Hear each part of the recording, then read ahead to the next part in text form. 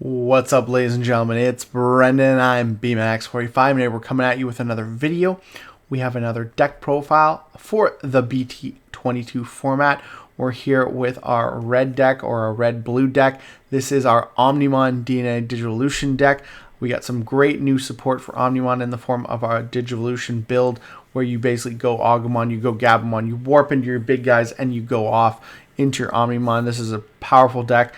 It's a weird deck having, like no mid section, just level 3s and level, 6s. It's cool, it's interesting, and it's just getting better with the more support that we've had from EX9, from BT22, mixed with the old stuff we got back in BT17. So we're going to get into it here. We're going to talk about the deck. We're going to show you what we did, what we came up with, the best way to get into your stuff as fast as possible to get your pieces, because DNA Digivolution decks are always very piece reliant. So let's get into it. Let's talk about it. And hey, if you enjoy this type of content, be sure to smash that like button and comment down below. We'd love to hear your thoughts. Subscribe to the channel and hit that bell for notifications so you don't miss a single minute of fun. All right, well, we play 4 Coromon from BT14, which is your turn once per turn. When this card is removed from your opponent's secure stack, draw 1. The reason we do this is extra draw power. And, it's really good because all of your Gabumons, most of your Gabumons always Digivolve on a level 2 red. So it's just the best egg to play for this deck, because you want to potentially draw as fast as you can. So we play that. Getting into our level 3s here, we're playing 2 copies of the Agumon from BT12. The reason this is because he is a 4. He on play reveals top 4 and adds 2 cards, one with Greymon or Omnimon and 1 card with Tie. So potentially you're getting 2 picks as a Agumon. That's pretty good. And he has an all turns inheritable plus 1000 if it's a Greymon or Omnimon card. That's the top stack card. So it can be really good all turns, especially it can save you from getting DP minus by having that extra 1k. So that's kind of cool. We play 3 of the BT22 CS trait. Agumon has on play return. You may return 1 Digimon card with Greymon or Garurumon or Omnimon. It's named for your trash to your hand. It's not really good early game, but it can be really good late game. And then end of your turn, this Digimon and any of your other Digimon may DNA Digivolve. So the end of turn DNA Digivolution, super popular and super good. We also play 2 copies of the BT17, which has the same end of your turn DNA Digivolution inheritable. He has a start of main if you have a Tamer with Tai Kami in its name. Return 1 card with Garurumon or Greymon or Omnimon in its name for your hand. So you got to have the Tamer at start of main versus just the on play being able to activate the same effect. So that's why we like the CS1 better, because it's a little less, there's a little less setup to use it. We're also playing 4 of the new Gabumon from BT22, which is your CS trait Searcher. Reveals top 3, adds of your deck, and then you can add 1 card with Omnimon as text and 1 card with the CS trait. So any of your CS trait stuff you can add, as well as 1 thing with Omnimon, and a lot of your stuff has Omnimon as text, like your level 6s, your Nokia, they all have Omnimon in text. Of course, this has Omnimon in text, and so does the Agumon. So basically search out any 2 pieces. So really good searcher, you want to see it, and it has end of turn DNA Digivolution as well. As well as this Gabumon here, it has end of turn DNA Digivolution, and then start of your main if you have a timer with Matt in its name, draw 1. So draw 1's all right. You're always going to have Tamers with Matt and Tie, because all your dual Tamers are Matt Tie Tamers. So that's cool. And then lastly, I play a Gabumon from EX4 because it's a searcher, reveals top 3, adds 1 Digimon card with Garurumon in its name and 1 card with Agumon or Greymon or Omnimon in its name among them to your hand. Place the rest on the top of your deck in any order, so you don't put things on the bottom like Nokia's, which is nice. And then your turn once per turn, one inheritable when one of your Digimon Digivolves gain a memory. So I just like it as another search option. Of course, it can't Digivolve on the Coromon, so you don't want to see it start of your game unless you have another level 3 in hand. But it's good because you can play it for free off the Nokia, which is we'll get to in a bit. But so that's 14 level 3s, a lot of level 3s because you don't play any midsection. We do play 2 copies of the level 4 Greymon from BT17, which has on deletion and on deletion heritable. You may play 1 card with Tai or Kari in its name from your hand without paying the cost, or hatch in the breeding area, which both are really good. And then all turns, This Digimon gains the names of all its level 3 or lower cards and its Digivolution cards, and then when Digivolving, if this Digimon has Koromon, if this Digimon's name is Koromon, which is always going to be Koromon, if you Digivolve it off your stack, this Digimon gets plus 3,000 and then can delete something with less DP, as much or less DP as it, so it can delete a 8,000k on a level 4, which is actually pretty good. Digivolves on Agumon for cost 2. And then you can Digivolve into Agumon because it's treated as a Koromon. So you can Digivolve into an Agumon for 0 and just keep drawing, basically. You play it, you draw, and then you have that on deletion heritable, which can be really good. So I like 2 copies of that to help you deck thin and then play your dual Tamers for free because they're all expensive. On to the level 6s, starting with War Greymons. All the War Greymons have the same inheritable when attacking. Once per turn, if this Digimon has Omnimon, its name, trash your opponent's top security card. Really, really good. This one has the BT22 one, has the hand main ability. If you have Nokia on the board, one of your Agumon Digivolves into this card for a digital cost of 6, ignoring digital requirements, and then you can activate one of 2 effects when Digivolving. Either one of your Gabumon can Digivolve into Malgarumon in the hand, ignoring digital requirements and without paying the cost, or you can delete one of your opponent's Digimon with the lowest DP. Next, we have the Wargrey from BT17. It has the same inheritable again, like we said, but it's different. This is an on-play guy. If you have tie on the board, you can reduce its play cost by 3, so you can play it for 8. And then on play, when Digivolving, activate one of the effects below, which is either delete one of your opponent's Digimon with 8,000 DP or less, or the same kind of thing, one of your Gabumon Digivolves into Melgarumon. Don't have to worry about the cost, and you ignore digital requirements.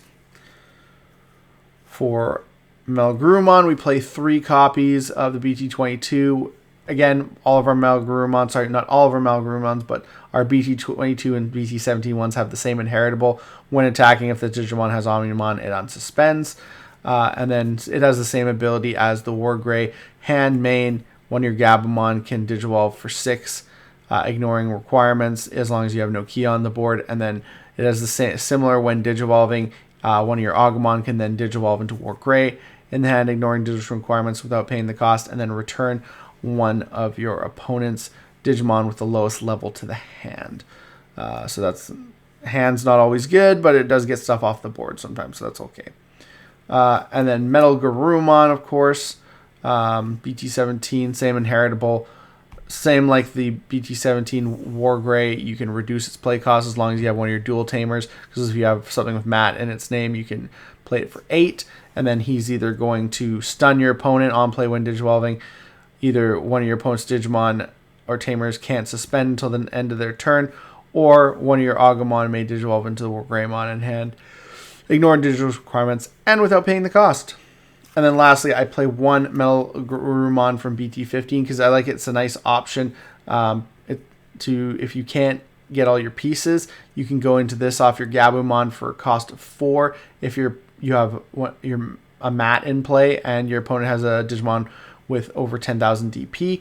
Nice thing is it has evade when Digivolving if one of your opponent's Digimon or Tamers can't suspend until the end of the turn. And then your turn once per turn. When this Digimon becomes suspended, you may unsuspend it. So you get potential multiple attacks and multiple evades per your opponent's turn. So that can be really good. So I like that just as an extra one to kind of stall out your opponent until you can get your pieces. So that's our level 6s. There's 11 of them. For Omnimons, we play 3 of the new Alter S EX9, which is when Digivolving, you Digivolve DNA Digivolve with a blue level 6 and a red level 6. When DNA Digivolving, if your opponent's Digimon effects don't affect this Digimon for the turn, then delete all your opponent's Digimon with the highest level. I believe this is errated. This might be all effects don't affect this Digimon for the turn, or it might be just until the end of the opponent's turn. I don't know what the errata is. I can't remember offhand right now. End of attack, you may play 1 card with Greymon in its name, or the version 1 trait, and 1 card with Garurumon in its name, or the version 2 trait from this Digimon's Digivolution cards without paying the costs. If this effect played, place this Digimon on the top of your security stack. So the way this goes is this is how you OTK. You get this guy out on the board. You attack. You got your inheritable, so you unsuspend, trash the top card, check 1 card, that's 2. Then you attack again, check the 3rd card, use his end of attack ability.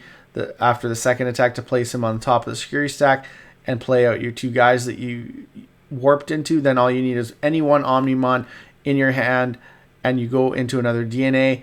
You can then use those inheritables again, and you can go, trash, attack, trash the security, check 5, unsuspend, and then attack for game. So it's an easy way to OTK with this card. That's why you play 3. Also play 2 copies of the new Omnimon, which can DNA Digivolve level 6 Greymon and a level 6 with Groomon. Blocker, it has decode for a red-black level 3 or a blue, as well as decode for a blue-yellow level 3 or yellow level 3. On play, when attacking, delete one of your opponent's Digimon with the lowest DP. That's not once per turn. When Digivolving, for every 2 same level cards in this Digimon's stack, has returned one of your opponent's Digimon to the bottom of the deck, which is really, really good. Then this Digimon may attack. So the cool thing is if you go over and you have to pass turn, you can still attack. And then you can trash 1, unsuspend with the inheritables that you have to have blocker for the next turn, which would be really good. And we play 2 copies of the Omnimon Ace, which you can blast Digivolve in the hand for. Say you have a Malgarumon on the board and a Greymon in hand. Your opponent goes to attack. You can then blast Digivolution from your hand. It's got Raid, it's got Blocker, it's got On Play when Digivolving. If DNA Digivolving, choose one of your opponent's Digimon and return it and all of their Digimon with the same level to the bottom of the deck, then delete one of your opponent's Digimon. And then it's got overload 5, so you got to watch out for that as well. We have 1 Omnimon Ultra B as our last Digimon. It can Digivolve on an Omnimon for cost 2. It's got D-Digivolve 3, one of your opponent's Digimon. Then choose any number of your opponent's Digimon so that their play costs total up to 6 and delete them. That's kind of cool. And then when attacking by trashing up to 3 level 6 or higher cards in this Digimon's Digivolution cards among your opponent's Digimon and Tamers, delete one of their lowest play costs for each of the trash cards. If you have trash 3 cards, trash the top 2 cards of your opponent's security stack. So this is really cool because it can potentially get you the same kind of OTK if you trekked a couple cards and you want to finish game. As long as you attack and then trash the last 2 security, you can win basically for game. So I think that's kind of a cool option to get you winning the game as well. Plus the D-Digivolve is nice, and you do have ways to attack end of turn if you have to pass turn to Digivolve into him. So not terribly bad, especially if you don't have like a second one of these Omnimons or the EX one. You can still get the OTK with that. So I do like that. That's kind of a cool option as well. So I like the 1 Ultra B. And then into our Tamers, we're playing 3 of the new Nokia. It's cost 5 to play, which is expensive, but it's a memory tamer. And then start of your main phase or on play, if you have 1 or fewer Digimon, you may play an Agumon or a Gabumon from your hand without paying the cost. So this makes it so you can get 2 Digimon on the board, so you can do the warp ability. And then all turns, all of your Digimon with Greymon, Groomon, or Omnimon, their names get plus 1,000. So really, really good. And you want to see it, so we play 3. We don't necessarily play 4, just because you only need 1 or 2 copies, and then after that, it's useless. So we do play 1 copy of the BT5 Nokia, just because you need Nokia on the board for your Warp Digivolution effects from BT22. So having a lower cost Nokia is nice. Plus on play, she plays an Agumon or Gabumon for your hand for free. And then when Digivolving into a Digimon card with Garurumon or Omnimon or Greymon in its name, you can tap it to reduce the cost of that Digivolution by 1. So gains you memory, has really good value, and I think 1 copy of it. I mean, if you don't like this, I would say just play 4 Nokia, but I kind of like having the 1 of the other one. We also play 3 copies of the BT17 Mat Tai, which all turns when 1 of your Digimon are played or Digivolved by suspending this Tamer.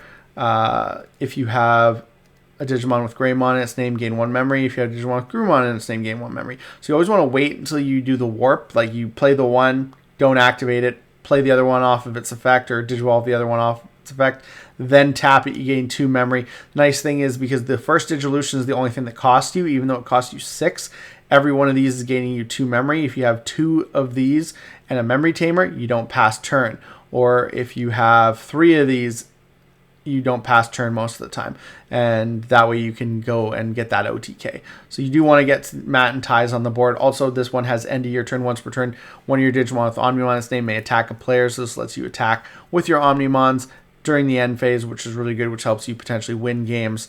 So this is the better one, which is why we play 3 of it, and we play 2 of the EX9 one, which has the same all turns ability to gain memory, basically, and past that turn and stuff like that, and help not pass that turn. But it also has an on play by you may return 1 Digimon card with Greymon, Garurumon, or Omnimon its name, and if this effect didn't add or return a card, then you can draw 1. So it's a draw engine if you don't have anything to return, but it can return your pieces, so you can potentially go for game or make a comeback from your opponent's turn.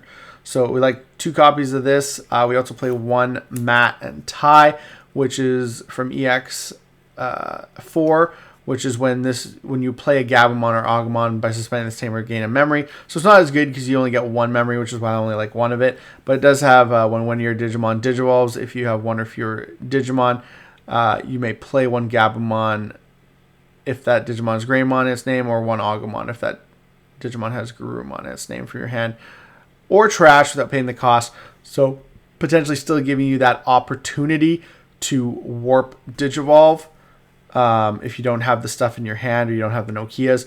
But I only like 1 of this because I just feel like it's not as good. So that is it for our Tamers. Lots of Tamers, lots of dual Tamers, 6 dual Tamers and 4 Nokias. We have Miraculous Mega Knight, which has a security ability that you may play 1 card with Tie or Mat in its name for your hand or trash without paying the cost, then add this card to the hand. So it can be really good playing your Tamers for free. And then its main ability costs 2 to play. You may play 1 Agumon or Gabumon for your hand or trash without paying the cost, then place this card in the battle area. All turns when one of your level 6 Digimon with Greymon or Garurumon in its name would leave the battle area outside of battle. Delay that Digimon card, and a card in your hand may DNA Digivolve into a card with Omnimon in your hand. So it's basically, it forces your opponent to attack, especially if you have the ace, and get aced, or it forces them to, if they use an ability, you can just DNA Digivolve anyways and go into that Omnimon and still do the same amount of damage. So you need 4 of this card. It's so good. You have to play it. Lastly, we play 1 Wisteria Memory Boost, because you can add a red or a blue and it gets you extra memory. And we don't really have a lot of room in this deck, so we only have the 1. But it's a way to search out cards and as well as gain memory for plays later on. So we do like that. So that is the deck, guys. Let me know what you guys think. This is such a cool deck. Just love the fact that you can finally just DNA Digivolve into Omnimon super fast. Super easy. The Nokia is just such a great card, being able to play out bodies. The thing is, you need to get into your level 3s. You kind of want to open a lot of level 3s and then use them to draw into your Omnimons, use them to draw into your level 6s. If you have a lot of level 6s in hand, that can be really bad because you don't always want to play those cards for 8, and then you still need to get your Tamers on the board. So you want to get a Nokia on the board, you want to get a couple Mat and Ties on the board, and then you can easily go into your DNA Digivolution and not pass turn. So that can be really, really good. But telling me your guys' thoughts about the deck. I think it's very competitive. I think it'll be good in the format. But we'll see what happens. And tell me what you guys think about my build. Do you think I should do some different stuff? Do you think I should play more Greymons? I like Greymons, but I only wanted to play 2. What do you think about the BT5 Nokia? Do you think it's worth it or not? Let me know your guys' thoughts down below. Looks like that's all the time we have for this video. Thank you very much for tuning in, and we hope to see you in the next video. And as always, have a wonderful day. And that's all for now, folks.